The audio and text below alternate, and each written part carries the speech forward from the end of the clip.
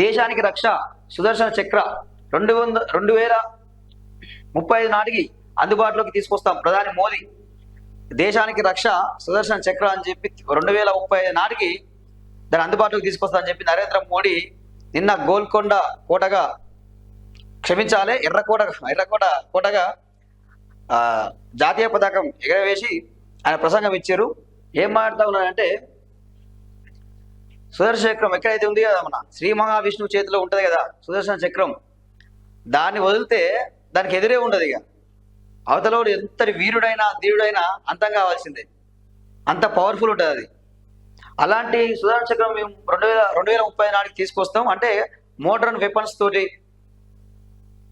ఎక్కడెక్కడైతే మన ప్రార్థన స్థలాలు ఉంటాయో, మసీదులు అయితేంది, మన హిందూ దేవాలయాలు అయితేంది, ఆసుపత్రులు అయితేంది, షాపింగ్ మాల్స్ అయితేంది, మన బార్డర్ చుట్టూ ఇండియా బార్డర్ చుట్టూ కూడా అధునాతన వెపన్స్తో మోడర్న్ వెపన్స్తో ఉపయోగించి ముందుంటాం. ఇక వాళ్ళని ఎదుర్కోవాలంటే వాళ్ళకు ఉన్న శత్రువులు నాశనం అయిపోతారు, వాళ్ళని ఎదుర్కోలేరు అని చెప్పి మోడీ గారు అయితే చెప్తారు. వాస్తవానికి సాహసోపేతమైన నిర్ణయం, ఎందుకంటే దేశ రక్షణ ఫస్ట్,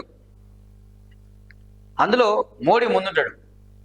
ఆ విషయంలో ఎలాంటి డౌట్ లేదు.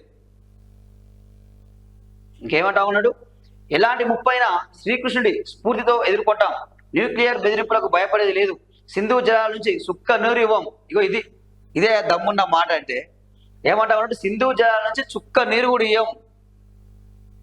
ఇక్కడ పాకిస్తాన్ ఏం చేస్తా ఉంది, మాకు సింధు జలాల నుంచి నీరు ఇస్తారా ఇయ్యరా, లేకపోతే మీ మీద అణుబాంబు దాడి చేస్తాం, ఇండియా మీద మేము దాడులు చేస్తామని చెప్పి ఒక పక్క ట్రంప్ సహకారంతో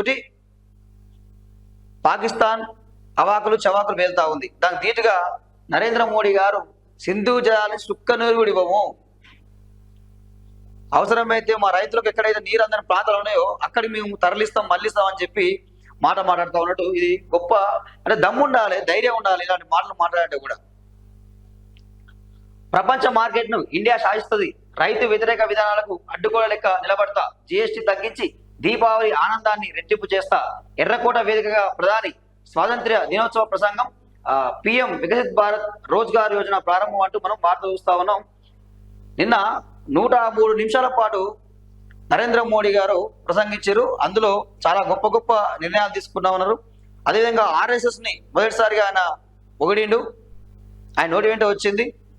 వాళ్ళు దేశం కోసం, దేశ రక్షణ కోసమే వాళ్ళు ప్రాణాలు సైతం పోరాడి అడ్డుపెట్టి వాళ్ళు కొట్లాడతారు.